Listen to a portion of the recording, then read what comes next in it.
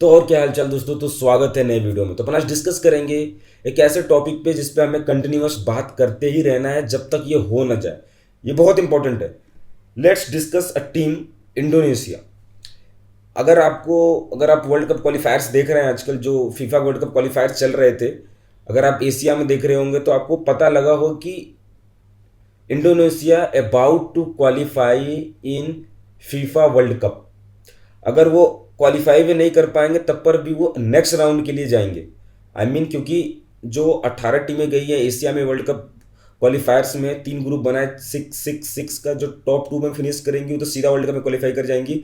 और जो नीचे के जो टीमें रहेंगी उनके बीच में से भी 2.5 टीम जाएगा, तो वो थोड़ा सा टफ है। लेकिन अगर, क्योंकि इंडोनेशिया का अगर आप देखोगे तो 4th रैंक पे चल रही है 9 पॉइंट्स के साथ, और उन्होंने सऊदी अरेबिया को एक बार हरा चुका है। और उनके पास अभी जस्ट बहरीन को जस्ट अभी पिछले गेम में हराया था। उनके पास अभी 2 मैच बचे हुए, एक चाइना से बचा हुआ, एक जापान से। अगर इन्होंने गलती से हरा दिया चाइना को, और क्योंकि जापान क्वालिफाई कर चुकी है तो अपने पूरे स्ट्रेंथ के साथ तो नहीं आएंगी, तो मे भी चांस है कि ड्रॉ कर ले। तो बहुत ज़्यादा चांसेस है कि वो डायरेक्टली क्वालिफाई कर जाएंगे फीफा वर्ल्ड कप में, क्योंकि 2 मैच अभी बचे हुए हैं। अगर नहीं भी कर पाए, अगर टॉप 4 में फिनिश किए तो फिर नेक्स्ट राउंड में जाएंगे, ट्राई करेंगे कि और दूसरे तरीके से क्वालिफाई करें।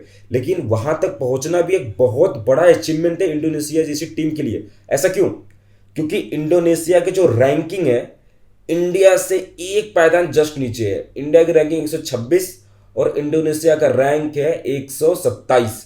जस्ट थिंक, 127 रैंक वाला टीम सऊदी अरेबिया को हराया है वर्ल्ड कप क्वालिफायर्स में, और बहुत ज़्यादा चांस है क्वालिफाई करने का। तो ऐसा कैसे हो रहा है? ऐसा कैसे हो रहा है? उस इंडोनेशिया को हराने जा रहा है क्योंकि उसी इंडोनेशिया टीम को, अंडर 17 के टीम को पिछले साल इंडिया जाकर उनके घर में हराया। अंडर 17 की बात कर रहा हूं, वो भी एक बहुत बड़ी बात है क्योंकि जो सीनियर मैन है वो बहुत समय से खेली नहीं है। और अगर आप पहले का रिकॉर्ड देखोगे तो इंडोनेशिया ने ज्यादा गेम हराया है, लेकिन इंडिया ने भी इनको बहुत सारे गेम हरा रखे हैं। बहुत सारे गेम हरा रखा है, 3-4 गेम हरा रखा है, 3-4 गेम ड्रॉ हुआ है, और वो 4-5 वो भी गेम जीते हुए। वो बहुत पहले की बात है। आई थिंक 15-16 साल में कोई इंडोनेशिया से गेम नहीं हुआ सीनियर मेंस का। लेकिन अंडर 17 हुआ, अंडर 17 में इंडिया ने हराया था 2024 में। तो जस्ट थिंक ऐसे कैसे होगा इंडोनेशिया चला गया? तो सबसे सबसे सिंपल इसका यही आंसर है कि इंडोनेशिया के पास डुअल सिटीजनशिप वो भी नहीं देता जैसे इंडिया नहीं देता है। वहाँ भी बहुत स्ट्रिक्ट रूल है, लेकिन फिर भी वहाँ पे इंडोनेशिया डिसेंट के जो फॉरेन प्लेयर है सब खेल रहे हैं। अगर आप क्रोनोलॉजी देखोगे तो जितने प्लेयर्स है, अगर आप बहरीन मैच का देखोगे, जस्ट मैं बहरीन मैच का देख रहा हूँ लाइनअप, 11 प्लेयर में से 9 प्लेयर ओवरसीज के, मोस्टली प्लेयर बोर्न है नीदरलैंड्स के, और वो सारे रिप्रेजेंट कर रहे हैं इंडोनेशिया को। तो ये कैसे पॉसिबल है? क्योंकि फीफा देखो अलाउ करता है कि आपके मम्मी पापा, ग्रैंड पेरेंट्स अगर किसी कंट्री के हैं, अगर वो कहीं और चले गए, वहां पे बोर्न हो गए, लेकिन अगर आपको पहले वाली कंट्री डुअल सिटीजनशिप देती है तो आप खेल सकते हैं, लेकिन इंडोनेशिया तो नहीं देती, जैसे इंडिया नहीं देती। तो पूरे प्लान्ड तरीके से बहुत पहले से प्रोसेस चला आ रहा होगा, और 2024 में जितने प्लेयर है सबको नेचुरलाइज्ड प्रोसेस के साथ वहां का सिटीजनशिप छोड़ने के लिए बोला, और बोला इंडोनेशिया का आप एक्सेप्ट करो। तो ये जितने हैं नेचुरलाइज्ड सिटीजनशिप बन चुके हैं, क्योंकि इन्होंने नीदरलैंड्स का, चाहे जिस भी कंट्री के, उन्होंने वहां का पासपोर्ट छोड़ दिया है। और जस्ट आप मोस्टली का देखोगे, विकिपीडिया खोल के देखोगे तो मोस्टली लोग 2023 या 2024 में जाकर इंडोनेशिया को ज्वाइन किए हैं एज ए सिटीजन वहां के। तो अब ये कैसे पॉसिबल है? क्योंकि ये पूरा स्ट्रेटेजिक है। इंडोनेशिया ने अट्रैक्ट किया होगा, उनसे जाकर बात किया होगा, उनको पर्क्स दिए होंगे, आप इंडोनेशिया को रिप्रेजेंट करो, हमको ये देंगे, ये देंगे, आपकी सैलरी इतनी मिलेगी, आपको हम यहाँ पे घर देंगे। दे पिच, अपना पिच किए होंगे विजन, और अट्रैक्ट कर लिया, इतना अट्रैक्ट कर लिया कि सारे प्लेयर वहां के सिटीजनशिप छोड़ के इंडोनेशिया का अपना चुके हैं, और वो इंडोनेशिया के लिए खेल रहे हैं। और here is the result, they are in the 3rd round, 4th in the group, 8 में मैच में 9 पॉइंट है। जस्ट थिंक, अगर उन्होंने चाइना को हरा दिया, उन्होंने जापान के साथ ड्रॉ कर लिया, तो वो कहाँ जाएंगे? यू ऑलरेडी सऊदी अरेबिया को हरा चुके हैं, सीधा वर्ल्ड कप क्वालिफाई करेंगे। बिग बिग थिंग उनके लिए। अगर नहीं भी किए तो अलग तरीके से, अलग तरीके, मैंने एक वीडियो बना रखा कि फीफा वर्ल्ड कप कैसे क्वालिफाई करेगा। 6 टीम तो डायरेक्टली क्वालिफाई करेगी, और जो 2.5 स्लॉट्स है वो अलग तरीके से करेंगे, फिर से उनके बीच में प्लेऑफ्स होगा, दिस दैट स्टार्ट होगा। तो वहां तक चले गए, बहुत बड़ी बात है, ये बहुत बड़ी बात है। ये चीज इंडिया को सीखना चाहिए, क्योंकि हम तो ऑप्शन ही ढूंढ रहे हैं ना कि पी PIO OCI प्लेयर को खेलने के लिए दे दे यहाँ पे। हम तो ऑप्शन ही ढूंढ रहे हैं। अगर चलो वो ऑप्शन नहीं है तो ये कम से कम नेचुरलाइज प्रोसेस तो किया जा सकता है ना यार। ये तो किया जा सकता है ना।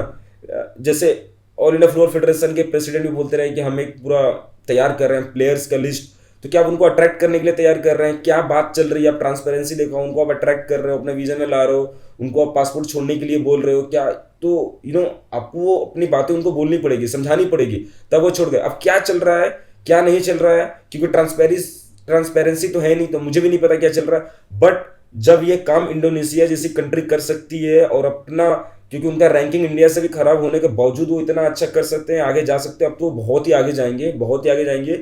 और तुम देखना कुछ सालों के बाद खुद इंडोनेशियन प्लेयर निकल के आएंगे बढ़िया, ठीक है? क्योंकि जब टीम परफॉर्म करती है तो पूरा कंट्री के जो लोग हैं एक्साइटेड होते हैं, पंप अप होते हैं और ना खेलना स्टार्ट करते हैं, तो प्लेयर तो आना ही है। जैसे लोग बोलते हैं कि इंडिया में let's say PIO OCI player आ जाएंगे तो इंडियन प्लेयर्स की ग्रो नहीं होगी, वही खेलते रहे। नहीं, ऐसा नहीं है भाई, एक बार आने तो दो। इतने सारे प्लेयर, इतने लोग खेलने लगेंगे कि इंडिया के प्लेयर निकल के आएंगे। तो मेरा ये है कि अगर हम डुअल सिटीजनशिप नहीं दे सकते, स्ट्रिक्ट है, तो क्या हम में कमी आ रही है?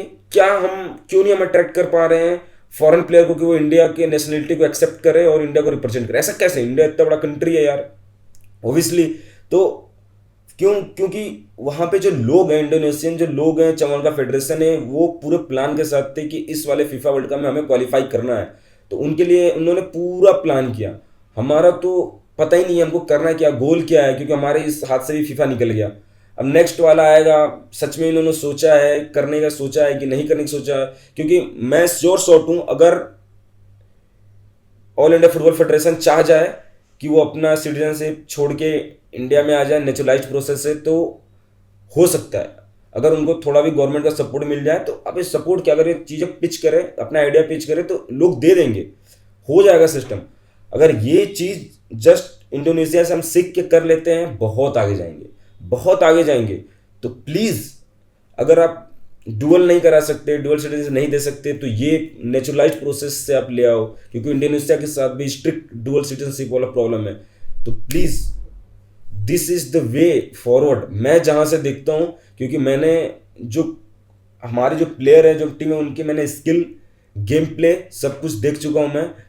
उसको इम्प्रूव करना इट इज़ बहुत मुश्किल है, क्योंकि फुटबॉल में बहुत सारी कंट्री बहुत तेज़ी से ग्रो कर रहा है, बहुत तेज़ी से ग्रो कर रहा है। तो उनको पकड़ पाना बहुत मुश्किल है, जिस हिसाब से अपना यहाँ इन्वायरमेंट है, सिनेरियो जो चल रहा है इंडिया में फुटबॉल का, तो बहुत मुश्किल है। अगर आपको ज़्यादा इंडोनेशिया के बारे में देखना था, अगर आप फीफा में भी जाकर देखोगे तो इंडिया की रैंकिंग अगर आप देखोगे पिछले 5 साल का, तो कभी 99 था, 98 से फिर 126 पे आ गए। मतलब कोई प्रॉपर इंप्रूवमेंट नहीं है। लेकिन अगर आप इंडोनेशिया की रैंकिंग देखोगे पिछले 6, 7, 8 सालों में, तो उनकी रैंकिंग अभी 126 है, लेकिन उनकी पहले और खराब थी। तो लीनियर कर्व बनता ऊपर की तरफ, एक एक करके रैंक उनकी आगे बढ़ती जा रही है। अभी 126 है, कुछ समय पहले 140 थे, 145, तो लीनियर कर्व है। तो जो लीनियर इंप्रूवमेंट होता है टीम में, वो बहुत जरूरी होता है। ऐसा नहीं कि आपका रैंक पहले इतना है फिर नीचे गिर गए, फिर गए, तो दिस इज नॉट, इससे पता चलता है कि कितना चीजें गड़बड़ है। ऐसे नहीं होता है, लीनियर इंप्रूवमेंट होना चाहिए। तो प्लीज लर्न फ्रॉम देम। अगर वो क्वालिफाई कर गए तो भाई, मतलब पागल होने वाली बात है हमारे जैसे लोग के लिए कि हम क्यों नहीं कर सकते यार, क्यों नहीं कर सकते? बहुत सारा ऑप्शन है, आप उनको अट्रैक्ट करो, ठीक है? अट्रैक्ट करना पड़ता है। कोई बंदा स्टार्टअप खोलता है तो इन्वेस्टर्स को अट्रैक्ट करता है, अपना जो खतरनाक वाला आइडिया उसको बताता है, तब वो पैसा लगाता है। तो सिंपली आपको भी यही करना पड़ेगा। ये नहीं कि कुछ भी बोल दिया आपका खेल लो, ये कुछ सिक्योरिटी नहीं है, नहीं, सब चाहते हैं सिक्योरिटी, सबको चाहिए लाइफ में सिक्योरिटी, तो उनको भी चाहिए। आप उनको दो। हर जगह इमोशनल चीज़ें नहीं काम करती, इमोशनल इमोशनल नहीं, इमोशनल हर जगह इमोशनल नहीं कर सकते। आपको ब्रॉडर पिक्चर देखना पड़ेगा। इमोशन के साथ साथ अट्रैक्ट करो, अपना आइडिया अट्रैक्ट करो, उनको पिच करो अपना आइडिया, आप उनको क्या दोगे, आप यहाँ खेलेंगे। It is very important, it is very important. The day India world cup में क्वालिफाई कर गया, चाहे AFC एशियन कप के सेमीफाइनल पहुंच गया, फाइनल पहुंच गया, ये सिनेरियो चेंज हो जाएगा। एक टाइम आएगा कि बुलाने की जरूरत ही नहीं पड़ेगा फॉरेन प्लेयर का। इतना स्कोप है इंडिया में, लोगों को बस खेलने की जरूरत है, इस फील्ड में लोगों को बस आने की जरूरत है। तो ये बहुत इंपॉर्टेंट है, प्लीज डू इट। मिलते हैं नेक्स्ट वीडियो में, तब तक के लिए बाय।